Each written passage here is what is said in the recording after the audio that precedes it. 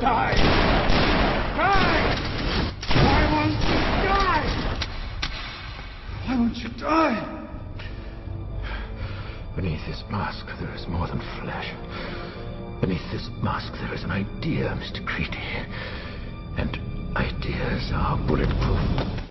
So, YouTube has now started removing videos critical of them, publicly using the same community guidelines in which they state, "We encourage free speech and defend everybody's right to express unpopular points of view," as a reason to silence criticism directed at them.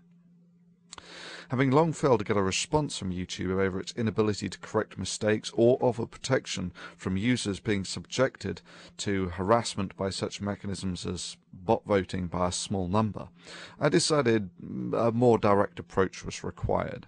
The Achilles heel of YouTube is without question their advertising unit. You must have noticed the progressive spread of ads over YouTube. Given that YouTube is driven by profits, and that they make their profits off of adverts, this is the one channel of communication they cannot afford to make convoluted or intentionally difficult to use. They have to read these emails. It is essential to their financial survival of their profits. I had suggested that people write to YouTube via this mechanism. I timed the release of the video to be about 6 p.m. Friday Pacific Standard Time, to coincide with the YouTube staff going home for the weekend. Less than 12 hours later, the video was removed for community guidelines violations. Bullshit. Let's take a look at those guidelines, shall we, YouTube? Well, it's not porn, it's not drug abuse, gratuitous violence, shocking or disgusting hardly, it's not copyright, otherwise that would have been a DMCA issue. Then we come to the interesting stuff. We encourage free speech and defend everybody's right to express unpopular points of view. We do not permit hate speech, speech which attacks or demeans a group based on their race, ethnic origin, religion, disability, gender, age, veteran status, or sexual orientation, gender identity. Yeah, this is what I mean about the guidelines being so vague that anything could be a violation. But anyway, it's not that. It's certainly not hate speech, and this is certainly a free speech issue.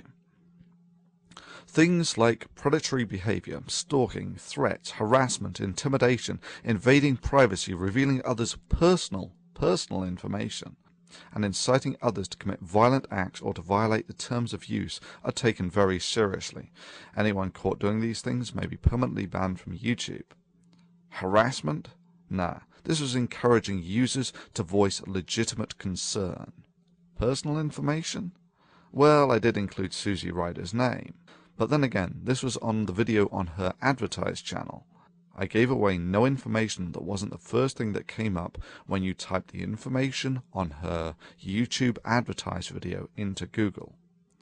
In any event, it's not personal information. This is just the contact information for the ad sales director of YouTube. This would be like claiming that asking someone to write to President Hussein at the White House is giving away their personal information. Okay, next. Everybody hates spam. Don't create misleading descriptions, tags, titles, or thumbnails in order to increase your views. Well, it's none of those. It is not okay to post large amounts of untargeted, unwanted, or repetitive content, including comments and private messages. No, no, and no. I did none of these. I did not post large amounts of unwanted or repetitive content, nor is this spam. This was the YouTube community expressing its opinion to YouTube. And yeah, for even suggesting that people commit the crime of letting YouTube know the areas of weakness in their system, they took my video down for violation of community guidelines. I call bullshit on that. This was a communal action, targeted at the community organizers. Designed to be effective? Yes, of course. And the fact that YouTube threw their toys out of the pram less than 12 hours after the video was put up shows that it was. Legal? Absolutely. Within the community guidelines? Sure. No. This action would be more akin to a group writing letters to a government about the concerns they have. YouTube's response was the metaphorical equivalent of removing that person's freedom of speech for even suggesting the crime as vile as writing to the government about perceived weaknesses.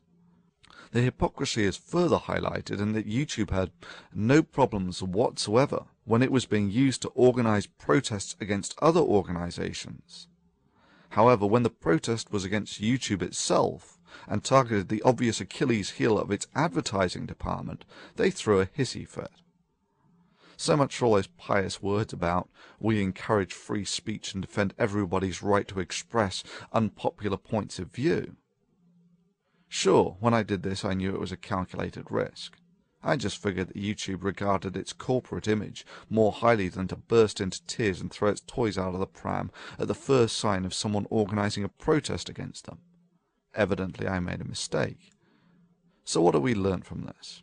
Well, firstly, YouTube has shown us that they get real pissy when you write to its advertised channel. The one channel of communication, it needs to be clear and easy to use.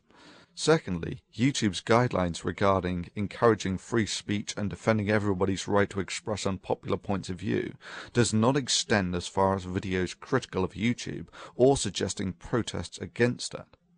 Let me just conclude this by listing the second weakness of YouTube, just to make it explicitly clear. If you are one of the relatively few who has a big channel, then YouTube has you by the balls.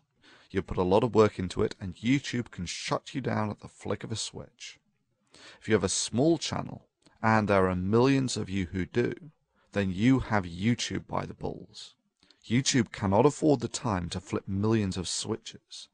In essence, the subscribers and fans are the only real defense of big users against YouTube.